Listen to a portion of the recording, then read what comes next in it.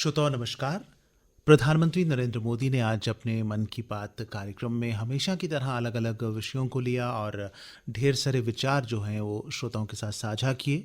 और हर बार की तरह आकाशवाणी का क्षेत्रीय समाचार एकांश भी आज के मन की बात पर एक बातचीत लेकर आपकी सेवा में हाजिर है। और आज इस बातचीत में हिस्सा लेने के लिए मेरे साथ मौजूद हैं वरिष्ठ पत्रकार निशिकांत खजूरिया। निशिकांत जी, आपका इस कार्यक्रम में स्वागत है। धन्यवाद। जैसे कि प्रधानमंत्री ने कहा, आपको भी आने वाले त्योहारों की बहुत बहुत शुभकामनाएं। और उन्होंने आज के प्रोग्राम की जो शुरुआत की खादी से की, जो खादी के इस्तेमाल, खादी की मांग में जो बढ़ोतरी हुई है उससे बात की उन्होंने। और इस बात पर जोर डाला कि खादी ग्रामोद्योग की वजह से, उसकी तरफ ध्यान देने से हमारे जो लोकल उत्पादक हैं, जो मकामी लोग हैं, जो हमारे कुटीर उद्योग से जुड़े लोग हैं, जो हमारे दस्तकार हैं, जो हमारे दूसरे कारीगर हैं, उनको बढ़ावा मिलता है।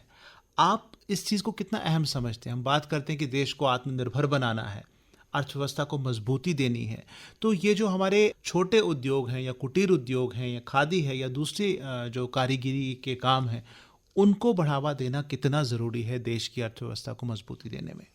जगमोहन जी, मैं सबसे पहले एक बात आपको मुझे बताना चाहता हूँ कि शायद प्रधानमंत्री नरेंद्र मोदी देश के पहले प्रधानमंत्री हुए हैं जिन्होंने कि देश की अर्थव्यवस्था को पूरी तरह से समझने की कोशिश की है। हालांकि भारत की अर्थव्यवस्था को बनाने में, सुदृढ़ बनाने में बहुत सारे लोगों का योगदान रहा। पुराने प्रधानमंत्री जो थे उनका भी योगदान रहा, दूसरे जो हमारे वित्त मंत्री रहे हैं उन लोगों का भी योगदान रहा। सिंस 47 देश ने बहुत ज़्यादा प्रोग्रेस की है।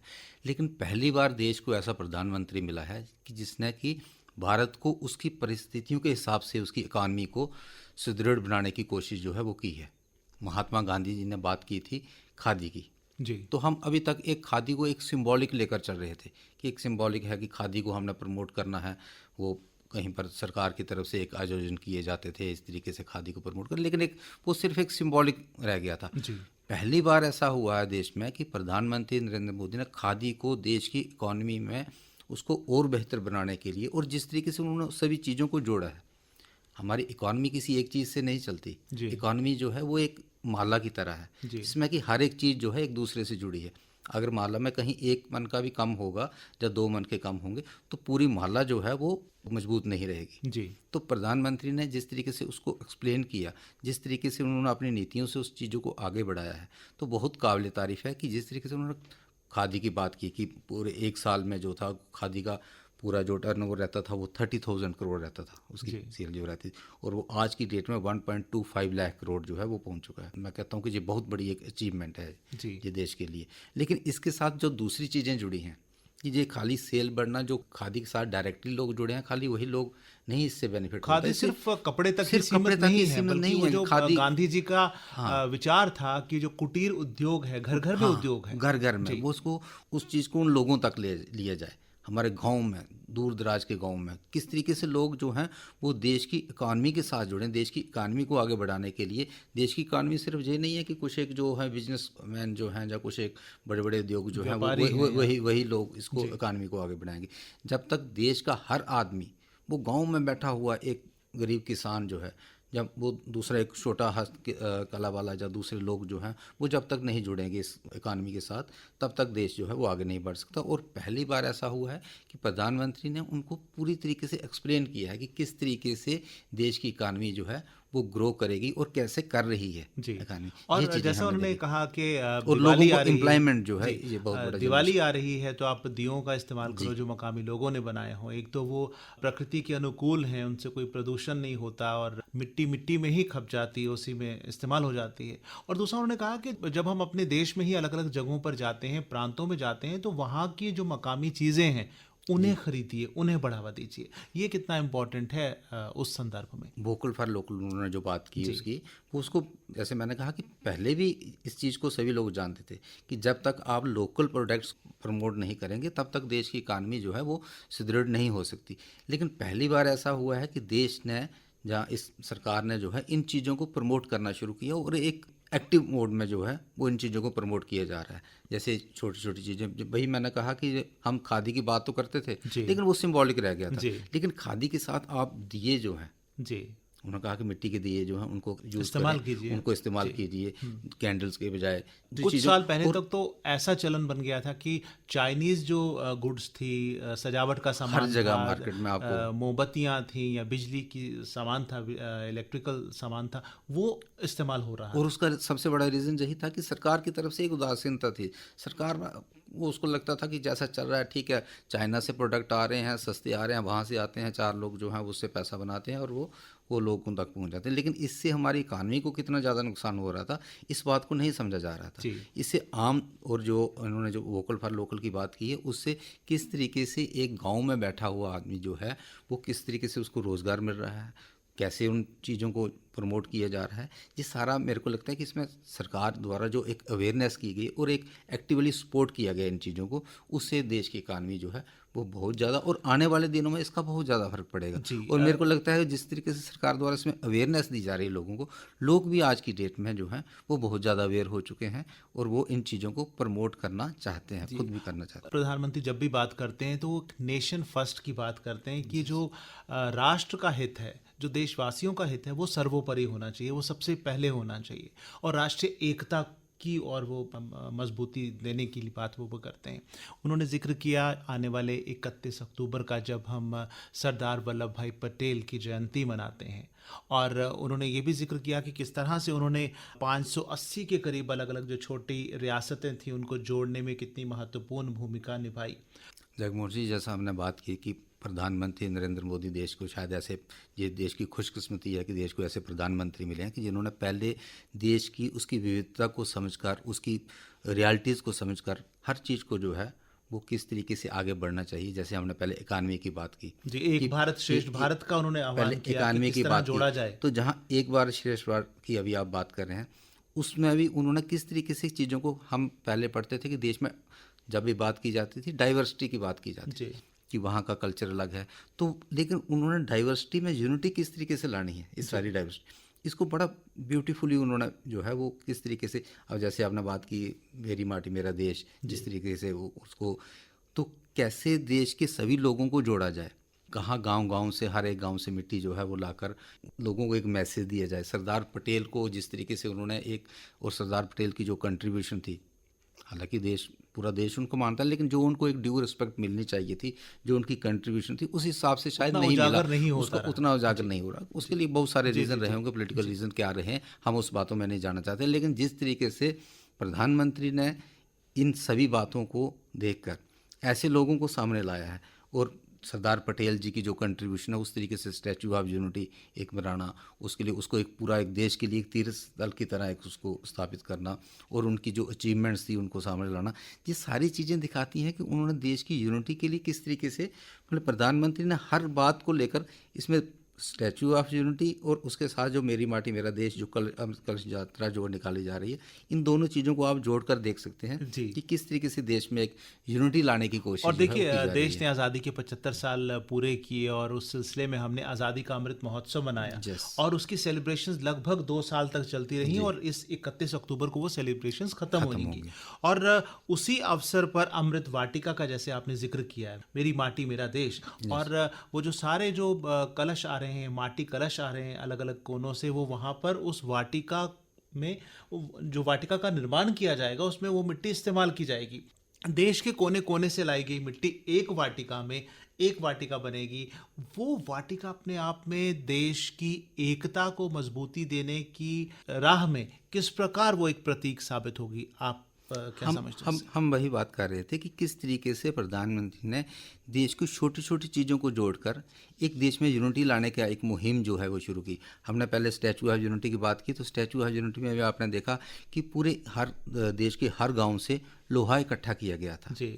हालांकि अगर देखा जाए तो उसमें वो क्या था, एक सिंबॉलिक था, लेकिन हर गांव से लोहा इकट्ठा करना, लोगों को लगता है कि एक उनकी कंट्रीब्यूशन है, उसको स्टैचू ऑफ यूनिटी, हमारा भी उसमें कुछ योगदान, हमारा भी कुछ योगदान था, मेरे गांव का भी कुछ योगदान था, मेरे एरिया का कुछ योगदान, मेरे शहर का कुछ योगदान है स्टैचू ऑफ यूनिटी के लिए। तो एक मैसेज जो है वो देना, एक सिंबॉलिक जो था, इसके लिए बहुत ज़रूरी था। और उसी की तर्ज पर जो है मेरी माटी मेरा देश अमृत कलश यात्रा जो एक दान वाटिका बनाई जा रही है, उसमें लोगों को लगता है मेरे गाँव की मिट्टी जो है वो जहाँ पर इस्तेमाल हुई है। जी, तो प्रधानमंत्री उसका एक अपनापन जो है, एक यूनिटी जो है पूरे देश में जो है। प्रधानमंत्री नौजवानों को बढ़ावा देते हैं और भारत आज दुनिया का सबसे जवान देश है, क्योंकि यहाँ पर जो संख्या है 35 साल से नीचे के नौजवानों की सबसे ज़्यादा है, और बिल्कुल, उस लिहाज से हमारा देश दुनिया का सबसे युवा युवा जो है देश वो है। राष्ट्र है। और उन्होंने कहा कि इसी अवसर पर 31 अक्टूबर को माय भारत नाम से एक वेबसाइट शुरू की जा रही है, एक पोर्टल शुरू किया जा रहा है, जिसमें नौजवानों को कहा गया है कि आप उसमें राष्ट्र निर्माण में किस प्रकार योगदान देंगे, और ये भी बहुत अच्छी पहल है। अब हम आगे बढ़ते हैं। जो एक और बात उन्होंने की, साहित्य की। आज हम देखते हैं कि किताबें पढ़ने का चलन ख़त्म होता जा रहा है। नौजवान पीढ़ी जो है वो रीडिंग करने में हैबिट्स जो उतना हैं वो, टाइम हाँ, नहीं वो नहीं। व्यतीत की, और आदत भी नहीं रही है उसको बिल्कुल, अखबार पढ़ने की या मैगज़ीन पढ़ने की, क्योंकि आज हमारे हाथों में मोबाइल है, हमारे सामने कंप्यूटर्स है, लैपटॉप है, उसी के ज़रिए हम दुनिया को ढूंढने और खंगालने की कोशिश करते हैं। मैं जगमोहन जी उस बात को फिर से दोहराना चाहूँगा कि प्रधानमंत्री जी की जे इस काबिलियत को मैं सैल्यूट करता हूँ कि किस तरीके से वो उन्होंने पूरे देश के हर व्यक्ति को जोड़ने की कोशिश की है। उन्होंने किसानों को जोड़ने की कोशिश की, सुदूर गाँवों में बैठी महिलाओं को जोड़ने की कोशिश की, खादी के ज़रिए किस तरीके से लोगों को जोड़ा जाए। इसी के साथ उन्होंने जो लिटरेरी पर्सनैलिटीज़ हैं, जो लोग आर्ट एंड कल्चर के साथ जुड़े हैं, उन लोगों की भी क्या कंट्रीब्यूशन हो देश के लिए। तो इसमें सबसे बड़ी बात, हालांकि लोग पहले भी काम कर रहे थे इसमें, हर तबके के लोग, हर जगह से लोग जो हैं युवा जो थे काम कर रहे थे, लिटरेरी पर्सनैलिटीज़ भी नेशन डेवलपमेंट के लिए काम कर रही थी। लेकिन प्रधानमंत्री द्वारा और सरकार द्वारा जिस तरीके से लोगों को इनकरेज किया जा रहा है, और जैसे लोग उसका नाम अब लेना, जैसे उन्होंने जिक्र किया शिवशंकर जी का जी, नाम लेना कि हाँ। उन्होंने 18 लैंग्वेजेस में लिटरेचर जो था उसको ट्रांसलेट किया है। और उन्होंने जैसे कहा कि 40 साल से तमिलनाडु के दूर दूर इलाकों में जाकर कन्याकुमारी के थिरु ए के पेरुमल जो ए है, के पेरुमल हाँ, जी का वो नाम जा लिया। रहे हैं। देखिए, वो 40 साल से काम कर रहे हैं, 40 उन्होंने आज लेकिन काम आज करना शुरू नहीं किया। बिल्कुल, बिल्कुल। लेकिन मन की बात जो हमारा कार्यक्रम है, ये एक ऐसा मंच बना है, उसके जरिए देश के कोने कोने में देश के लिए जो लोग काम कर रहे हैं वो उजागर हो रहे हैं कि वो पिछले 40 साल से वो काम कर रहे हैं। ए के पेरुमल जी 40 साल से, उनको मेरे ख्याल से कुछ एक लोग जानते कुछ होंगे लोग जो कि जानते उनके काम के साथ जुड़े थे, जी, या कुछ तमिलनाडु में उनके कुछ एक जो जानकार होंगे, या तमिलनाडु में कुछ लोग उनको जान, मैं नहीं समझता कि शायद तमिलनाडु में सारे लोग जान।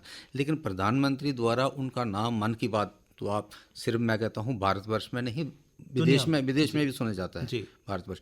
तो उस अपने मन की बात कार्यक्रम में ए के पेरुमल जी का नाम लेना, दैट मीन्स आज की डेट में, आज हम जहाँ पर डिस्कस कर रहे हैं, जम्मू में बैठकर हम लोग ए के पेरुमल जी को डिस्कस कर रहे हैं। इससे पहले हम नहीं जानते थे, और इसी तरीके से कहीं पर भी उनका नाम नहीं जानते।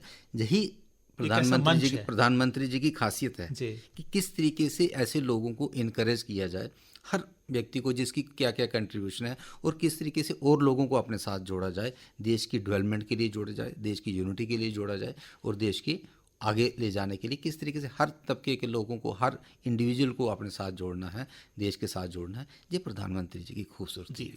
हम आज़ादी का अमृत महोत्सव मनाने के बाद अब बढ़ चुके हैं अमृत काल की तरफ। अगले जो 25 साल हैं, 2047 तक भारत को एक विकसित राष्ट्र बनाने का लक्ष्य भारतवासियों ने ठान लिया है, लक्ष्य तय कर लिया है।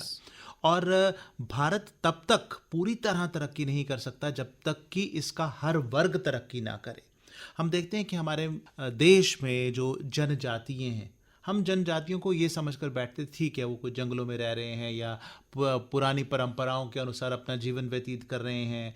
लेकिन आज हम भारत में इन लोगों को बढ़ावा देने की कोशिश कर रहे हैं, और पिछले साल से हमने शुरू किया है 15 नवंबर को जनजातीय गौरव दिवस, बिरसा मुंडा के जन्मदिन के अवसर पर।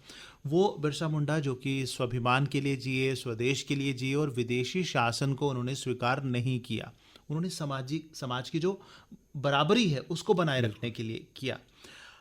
जनजातीय समाज भारत को मजबूती देने में क्या रोल अदा करता आया है, और अब जब उसको हम प्रोमिनेंस दे रहे हैं तो अब उनकी भूमिका क्या होगी देश को मजबूत बनाने में? मैंने कहा कि जैसे प्रधानमंत्री द्वारा हर तबके को अपने साथ, लेकिन सबका साथ सबका विकास, और इसी तरीके से उन्होंने सभी लोगों को, और इसमें आपने बात की जनजातीय लोगों की, हमारे जनजातीय समुदाय के बहुत सारे लोग हैं, लेकिन उनको ड्यू रिकॉग्निशन जो मिलनी चाहिए थी, जो उनकी कंट्रीब्यूशन है, हालांकि पिछली सरकारों द्वारा उनके लिए वेलफेयर के लिए काम किए गए, उनको किस तरीके से आगे पढ़ाई में आगे लाया जाए, किस तरीके से उनको एक अपना एक ड्यू शेयर मिले, उसके लिए काम किए गए। लेकिन इस सरकार द्वारा जिसको उनको एक भागीदारी को सुनिश्चित करने के लिए, किस तरीके से उनको एक देश की डेवलपमेंट के में अपने साथ जोड़ने के लिए, जैसे भगवान बिरसा मुंडा की बात की उन्होंने कि एक सिंबॉलिक कि उनको भगवान बिरसा मुंडा के साथ जोड़कर, भगवान बिरसा मुंडा की बहुत ज़्यादा महत्वता है, उनको पूरा जनजाति समुदाय है उनको अपना भगवान की तरह मानते हैं। जो उनकी इम्पोर्टेंस थी उसको ड्यू रिकग्निशन देकर कैसे लोगों को अपने साथ जोड़ा जाए, कैसे उनको देश की डेवलपमेंट के साथ जोड़ा जाए, ये सारी चीज़ें जो हैं वो बहुत मायने रखती हैं जी। और आज कितने नाम हमने सुने हैं जो हमने कभी सुने ही नहीं थे, जैसे तिलका मांझी, सिद्धो कान्हो, अलूरी सीताराम राजू, ऐसे नाम हमने कभी सुना। रानी दुर्गा देवी का नाम चलिए हमने सुना था या कम था, लेकिन ऐसे लोगों के नाम हमने सुने ही नहीं थे। और आज़ादी की लड़ाई में भी इनके कितने महत्वपूर्ण इनकी जो भूमिकाएं हैं, कितने इनके कारनामे हैं, किस प्रकार इन्होंने भील होते हुए, जंगलों में रहते हुए अपनी सेनाएं बनाकर अंग्रेज़ों के खिलाफ अपना जो मोर्चा था वो खोला और आवाज़ उठाई कि हम भारतीय हैं, चाहे हम किसी भी अवस्था में रह रहे हैं या कितनी भी असुविधाएं हमारे पास हैं, लेकिन उसके बावजूद भी हमारे अंदर देश प्यार का जज्बा है। और जनजातियों की ही हम बात, शायद मुझे लगता है कि यही वजह है कि एक देश में एक जो है एक आवाज़ जो है हर तरफ से आ रही है कि हमें अपनी हिस्ट्री बुक्स को रिविजिट करने की ज़रूरत है जी। कि हमारे जो अपने जो हीरोज़ हैं, लोकल हीरोज़ हैं, उनको किस तरीके से आगे लाया जाए, उनकी जो कंट्रीब्यूशन रही है देश के लिए, समाज के लिए, अपने लोगों के लिए, उसको किस तरीके से हाईलाइट किया जाए, जबकि आज तक ऐसा नहीं रहा और ये पहली बार ऐसा हो रहा है। और ऐसा नहीं है कि जगमोहन ने कुछ लिख दिया तो वही बात सच हो गई, या निशिकांत जी अगर कुछ लिख देते हैं तो वही बात सच हो गई, ऐसा नहीं है। उन्होंने नौजवानों से भी अपील की है कि अपने अपने क्षेत्र में मकामी सतह पर जो कंट्रीब्यूटर्स हैं, जिन्होंने योगदान दिया है, देश की आज़ादी में योगदान दिया है, राष्ट्र निर्माण में योगदान दिया है, समाजी बुराइयों को ख़त्म करने में जो योगदान दिया है, उनके बारे में जानिए, पढ़िए और दूसरों के साथ शेयर कीजिए। जी। और ये बड़ी महत्वपूर्ण बात है कि अगर हम वाकई अपने जड़ों से जुड़ा रहना चाहते हैं और अपने हर वर्ग के महत्व को पहचानना चाहते हैं तो ये बहुत ज़रूरी चीज़ है। हर क्षेत्र की हम बात कर रहे हैं। अब खेलों की बात हुई और प्रधानमंत्री ने पैरा ओलंपिक्स की बात की और पैरा एशियन गेम्स जो चल रही हैं उनका भी जिक्र किया। हमारे खिलाड़ी जो हैं नाम कमा रहे हैं। एशियन गेम्स जो हुई थी हाल ही में, उसमें भारत का प्रदर्शन आज तक का बेहतरीन प्रदर्शन रहा है और ये मुमकिन हो पाया है कि हमने संजीदगी से खेलों की तरफ ध्यान दिया है, खेलों को बढ़ावा दिया है। पहले होता था कि कुछ लोग जो रसूख वाले होते थे या जिनके पास पैसा है या समर्थ है वो आगे जा पाते थे, लेकिन आज गांव-गांव में, पंचायत में जाकर के मुकाबले किए जाते हैं और वहां से टैलेंट को आगे लाया। खेलो इंडिया जो एक बहुत बड़ा प्रोग्राम जो है इंडिया का। भारत मजबूत हो, अर्थव्यवस्था मजबूत हो और भारत स्वस्थ भी होना चाहिए। तो इसमें आप फिट इंडिया, खेलो इंडिया या खेलों का कितना महत्व समझते हैं? बहुत बड़ा महत्व। और पहली बार ऐसा हो रहा है कि जिस तरीके से खेलो इंडिया द्वारा जिस तरीके से एक जो हमारा टैलेंट है उसको बढ़ावा दिया गया और उसका रिजल्ट आपके सामने है कि अभी पैरालंपिक की जो हुए तो उसके 111 शायद उसमें मेडल जो है। और एक जिक्र तो मैं करना चाहूँगा कि जो हमारी बच्ची हैं जिसने शीतल देवी, हाँ, किश्तवाड़ की, उनके दोनों हाथ नहीं हैं और वो तीरंदाजी करती हैं, तो 2 मेडल अभी तक वो ले चुकी हैं। Inspiration for all people. और किश्तवाड़ की रहती हैं, किश्तवाड़ की हमारे जम्मू की हैं। और उसमें आप अभी बात कर रहे थे कि सेना का भी उसमें योगदान है। हमारी ये जो सेना है सिर्फ सीमाओं की रक्षा करने के लिए या कानून व्यवस्था रखने के लिए या दुश्मनों से बचाने के लिए ही काम नहीं करती, बल्कि इनके जो दूसरे सोशल वर्क हैं वो भी बड़े महत्वपूर्ण। शायद मेरे ख्याल से भारत की सेना ही है ऐसी जो कि जिसके द्वारा ऐसे सोशल वर्क भी किए जाते हैं। आर्मी की सद्भावना कार्यक्रम के तहत कितने लोगों को हेल्प दी जाती है, स्कूल्स में दी ट्रेनिंग जाती दी जाती है और स्पेशल हम जहाँ शीतल देवी की बात करें कि उसको आर्मी ने अडॉप्ट करने के बाद उसको पूरा का पूरा उसको ट्रेनिंग दी गई। एक लड़की जिसके कि दोनों हाथ नहीं है जी, उसको इस तरीके से ट्रेन किया गया कि उसने चैम्पियनशिप में जो है वो 2 मेडल लिए, 2 गोल्ड मेडल लिए जी वर्ल्ड चैम्पियनशिप में। और ये मैं कहता हूँ कि ये शीतल देवी को भी हमारा सल्यूट है और इंडियन आर्मी को भी बहुत बड़ा सल्यूट है कि जिसने ऐसे लोगों को सामने लाने में एक अहम भूमिका जो है वो निभाई है। जी। और जो फिजिकल एक्सरसाइज है, ये फिजिकल वर्कआउट है, ये हर एक के लिए ज़रूरी है। ऐसा नहीं कि बच्चे और नौजवान ही खेलें, किसी भी उम्र के लोग जो हैं उनको शारीरिक कसरत करनी है, क्योंकि देश अमीर होना चाहिए, देश खुशहाल होना चाहिए, देश तरक्की करता होना चाहिए, लेकिन देश सेहतमंद भी होना चाहिए। सेहतमंद, तंदुरुस्ती जो भी है वो बहुत हज़ार बहुत नेमत है, जरूरी है। तंदुरुस्ती होना बड़ा ज़रूरी है। तो खेलों की तरफ और फिज़िकल एक्टिविटीज़ जो हैं वो हर एक को। खेलों द्वारा एक फिजिकल एक्टिविटी तो रहती है जगमोहन जी, लोग स्वस्थ रहते हैं, एक इंस्पिरेशन दूसरे लोगों को भी रहती है, लेकिन इसके अलावा खेलों की हमारी देश की यूनिटी के लिए बहुत बड़ा एक योगदान रहता है। जी आप देखते हैं जब भी कोई मैच होता है, जब हम पढ़ते हैं कि हमारे किसी खिलाड़ी द्वारा कोई मेडल लाए गए नेशनल इंटरनेशनल लेवल पर, तो एक पूरा देश जो है वो जुड़ता है। जी जब भारत क्रिकेट मैच खेल रहा होता है जी तो कैसे पूरा देश जो है वो किस तरीके से एकदम से वो ऐसे और दिखता है कि कैसे कैसे एकता की एकता जो भावना है, कितनी। एकता की हमारा भावना जो है खिलाड़ी कोई कश्मीर से हो सकता है, कोई कन्याकुमारी से हो सकता है, सकता है, गुजरात से हो सकता है, आसाम बिल्कुल से हो सकता है, लेकिन उस समय भावना ये होती है कि वो भारत का है, भारतीय ये है। भारतीय उसमें खिलाड़ी ऐसा कोई नहीं आता कि मेरे इलाके का है या उस इलाके का है। और जब देश द्वारा जो इनके खिलाड़ियों द्वारा मेडल्स लाए जाते हैं, वो अपनी अचीवमेंट्स उनकी हम देखते हैं तो एक प्राउड फील करता है। जी हर इंडियन जो है वो एक प्राउड फील करता है, हर भारतवासी जो है वो प्राउड फील करता है कि मेरा देश जो है वो आगे बढ़ रहा है। जी तो इनका एकता के लिए बहुत बड़ा जी। योगदान एक है। और चीज़ का जिक्र वो हर बार करते हैं, एक तो पर्यावरण के संरक्षण के लिए, और स्वच्छ भारत मुहिम जो हमने चलाई थी उसका मेन मकसद यही था कि गंदगी, आलूदगी, प्रदूषण उसको ख़त्म किया जाए, उसको दूर किया जाए। और उन्होंने जिक्र किया कि गुजरात के अंबाजी मंदिर जो है एक महत्वपूर्ण शक्तिपीठ है, और उसके रास्ते में गब्बर पर्वत जो है उसके दोनों तरफ कबाड़ से, वेस्ट मटेरियल से योग की आकृतियां बनाई हैं, अलग अलग मुद्राओं की। बेकार चीज़ें जो हम फेंक देते हैं, सड़कों पे फेंक देते हैं, इधर उधर फेंक देते हैं, जो हमारे खूबसूरती को तो ख़राब करती ही करती हैं, साथ में प्रदूषण भी वो फैलाती हैं। ऐसी चीज़ों को समेटकर खूबसूरत रूप देकर एक तरीके से खपा देना, और वो खूबसूरती में चार चांद लगाती हैं। अब हम जम्मू की बात करें, स्मार्ट सिटी बन रही है, सुंदर बनाया जा रहा है, वो तो प्रशासन काम कर रहा है, लेकिन उस खूबसूरती को बनाए रखने के लिए हमारे अपने लोगों का आपका, योगदान मेरा, बहुत ज़्यादा आम है। इंसानों का क्या रोल है, ये मैं चाहूँगा कि आप। बिल्कुल, आपने बिल्कुल ठीक कहा जगमोहन जी, इसमें कि भारत को अगर स्वस्थ बनना है, भारत को अगर खुशहाल बनना है, भारत को खूबसूरत बनाना है, तो इसमें हर आदमी की कंट्रीब्यूशन चाहिए। सरकार द्वारा जो भी काम किए जा रहे हैं वो अपनी जगह पर हैं, सरकारें अपना काम करती हैं, और ख़ासकर इस सरकार ने जिस तरीके से काम किया, और ख़ासकर आपने स्वच्छ भारत की बात की, तो प्रधानमंत्री नरेंद्र मोदी जन जन के नेता, जो इंटरनेशनल लेवल पर उनको जो रिकॉग्निशन मिली है, वो ऐसे नहीं बन गए। देश में और भी प्रधानमंत्री हुए, जी उनके द्वारा जो ऐसे कुछ एक काम किए गए, जैसे इसकी बात की आपने, स्वच्छ भारत की बात की, तो इसके लिए कभी किसी सरकार ने जो है वो पहल नहीं की।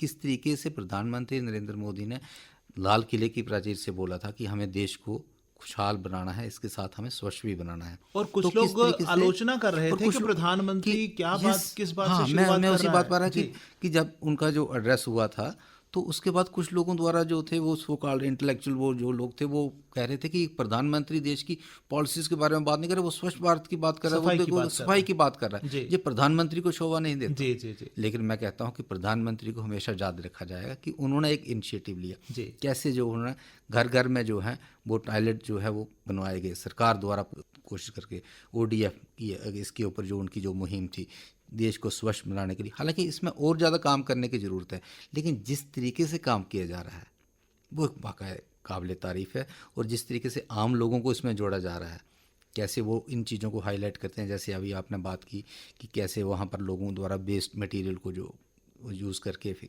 किसी उन चीज़ों को, उसकी खूबसूरती को बढ़ाने में काम किया जाए, तो ये चीज़ें एक इंस्पिरेशन देती हैं। और जब प्रधानमंत्री ऐसी चीज़ों का जिक्र करते हैं अपने मन की बात में या कहीं और किसी दूसरे एड्रेस में, तो एक मैसेज जाता है पूरे ऑल ओवर इंडिया जो है, ऑल ओवर कंट्री जो है, ये मैसेज जाता है कि कैसे हम लोग, आम आदमी जो है वो आप कंट्रीब्यूट कर सकता है जी। इसमें देश को स्वस्थ और देखिए स्वच्छ बनाने में। इसमें स्वच्छता मुहिम जो शुरू की गई, जैसे आपने कहा कि घर घर शौचालय बनाने का अभियान चलाया गया। देखने में हम लोग शहरों में रह रहे हैं, हमें इस तरीके की कोई दिक्कत पेश नहीं आती, लेकिन गांव के दूर दराज इलाकों में जो महिलाएं हुआ करती Yes. थी, उनको अगर शौच के लिए जाना है तो उनको ओपन में सुबह सुबह जाना पड़ता था, ओपन में या शाम को अंधेरा होने का इंतजार करना पड़ता था। और जब आप इस तरीके की, ये तो यातना है, Yes. एक इंसान को नेचर की कॉल को रेस्पॉन्ड करने का अगर समय नहीं है या वैसा माहौल नहीं है, तो ये तो एक, हम मानवाधिकारों की बात करते हैं, ह्यूमन राइट्स की, ये तो बेसिक किसी के भी जिंदा रहने के राइट का अधिकार है, और उसकी वजह से महिलाओं को कितनी कठिनाइयों का सामना करना पड़ता रहा होगा। और एक हैरानगी की बात है कि आज देश को आज़ाद हुए 75 साल हो गए, मतलब इससे पहले प्रधानमंत्री नरेंद्र मोदी से पहले किसी सरकार ने इस तरफ ध्यान नहीं दिया। जी। मेरे को अभी भी याद है कि 2004 पार्लियामेंट इलेक्शन की बात थी। मैं कहीं किसी पार्टी के ऑफिस में बैठा हुआ था, हम वहाँ पर मॉनिटर कर रहे थे क्या क्या रिपोर्ट, उसको रिपोर्टिंग के पर्पज़ से। तो वहाँ पर एक फ्रेंच लेडी जो थी वो आई थी, तो वो मेरे साथ, वो वहाँ पर ऐसे घूम रहे थे, तो उन्होंने वो उस पार्टी ऑफिस में आ गए, तो मेरे साथ उन्होंने बात करना शुरू कर दी। पहले उन्होंने पार्टी के लोगों से बातचीत की, तो उन्होंने मेरे साथ मिला दिया। तो वो मेरे साथ वो ऐसे वो इंटरेक्ट करते करते उन्होंने पूछा कि जहाँ भारत के बारे में, तो मैंने भी उसको कहा कि भाई जहाँ इंडिया के स्पिरिचुअलिज्म है, बाकी दूसरी जो, तो उन्होंने एक बात कही जो मेरे को बहुत जांची। उन्होंने कहा कि मैंने जहाँ पर देखा कि हर जगह पर गंदगी है, जी। वो क्या रीज़न है? जी। तो मेरे पास उसका कोई जवाब नहीं था। जी। तो मैंने कहा कि शायद भारत बहुत ज़्यादा देर तक गुलाम रहा, देश में अभी गरीबी है। तो उसने कहा गरीब तो और भी मुल्क हैं, बहुत सारे मुल्क जो हैं वो गुलाम रहे दूसरों के, और इससे भारत से भी ज़्यादा गरीब है, लेकिन इसके बावजूद जहाँ पर इतनी गंदगी क्यों, हर जगह पर गंदगी है?